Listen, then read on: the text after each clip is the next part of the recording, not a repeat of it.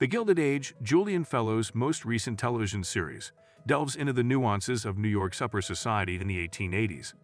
The historical drama revolves around true events, such as the construction of the Metropolitan Opera House, and depicts a fight between ancient families and new money that really existed at that time.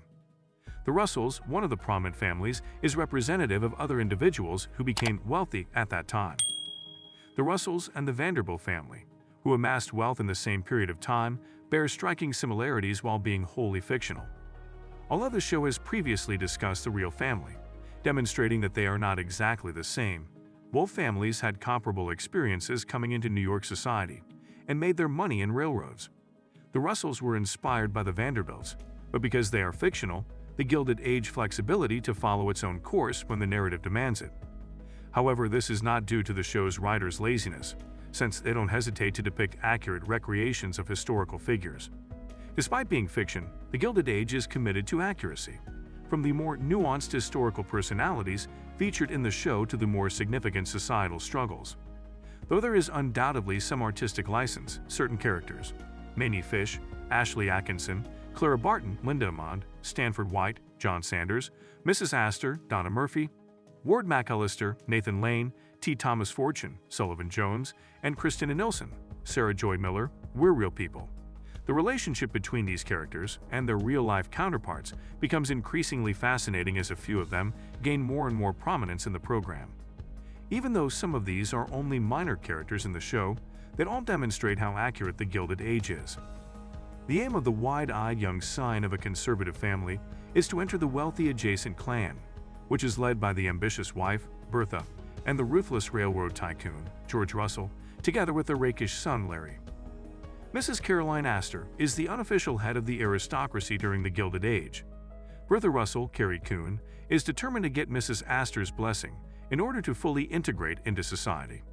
Despite Mrs. Astor's resistance to the other woman's aspirations, she ultimately has to yield in order to get her daughter Carrie, Amy Forsyth, an invitation to the Russells' ball. However, the two women find themselves back on opposing sides of the opera battle. Caroline Webster, Sherborne Astor, was, in fact, essentially the same. She seized control of New York society during this time, determined to maintain the dominance of the old families. Although Mrs. Astor utilized her strength to become the head of the family and to keep the aristocratic society together during turbulent times, her cause was ultimately doomed. Mrs. Astor set the standard for the rest of the elite by keeping the new rich at a distance. Well known for her opulent balls and exclusive dinner gatherings, she battled to prevent changes in upper society.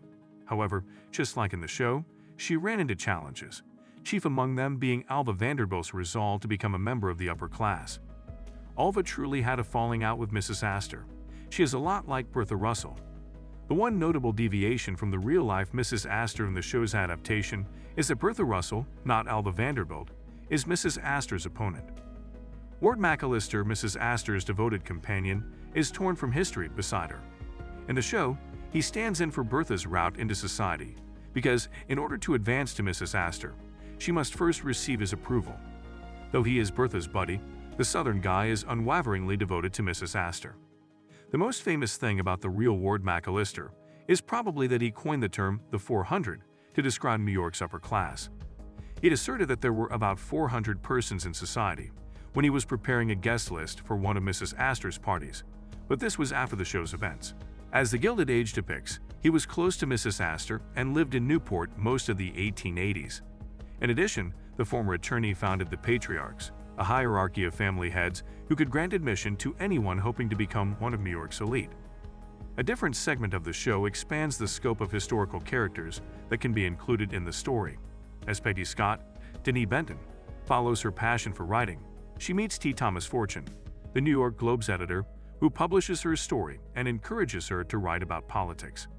The two stay in collaboration as Fortune says Peggy's pieces increase the paper's readership and offers her other writing opportunities. Nevertheless, Fortune is best known for his politics, which are not extensively covered in the show. T. Thomas Fortune vociferously championed civil rights. He grew up in the 1850s, the child of enslaved parents, so he was familiar with the problems Black Americans faced.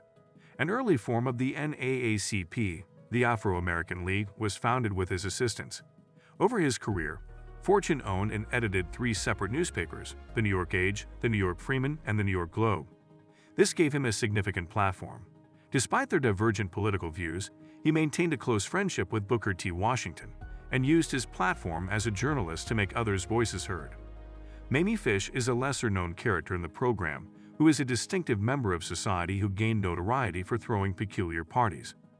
She gives a doll's tea party where attendees are given toys for the occasion, and she subsequently invites Gladys, Tessa Farmiga, and Larry Russell, Harry Richardson, to attend. Mamie Fish may seem like the ideal character to bring lighthearted moments to the plot, but her eccentricities are real. She was well known for her extravagant parties and sardonic humor. In spite of the scant details available about her, the Gilded Age emphasizes the woman's distinctiveness and her few appearances. In the show, Stanford White is the architect responsible for the opulent Russell residence, and he also assists Larry in his pursuit of becoming an architect. The real Stanford White was an architect who established McKim, Mead & White, which rose to prominence as one of the nation's most sought-after firms. White also constructed the Astor Residence, Judson Memorial Church, the Washington Square Arch, the Second Madison Square Garden, and a house to the Vanderbilts, an additional trait they have with the Russells. Bertha Russell invites a performance to dazzle her guests at her opera enthusiast party. Kristen Nilsson, a well-known vocalist, arrives to perform a selection from the inaugural season of the Metropolitan Opera House. All that has been stated about her is accurate, even though her role in the play is restricted to just one song.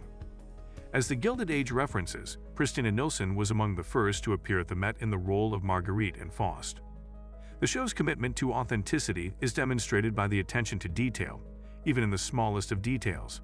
Historical figures are used to give the Gilded Age a much more realistic sense, by including real people at every turn and demonstrating that, occasionally, truth can be just as fascinating as fiction.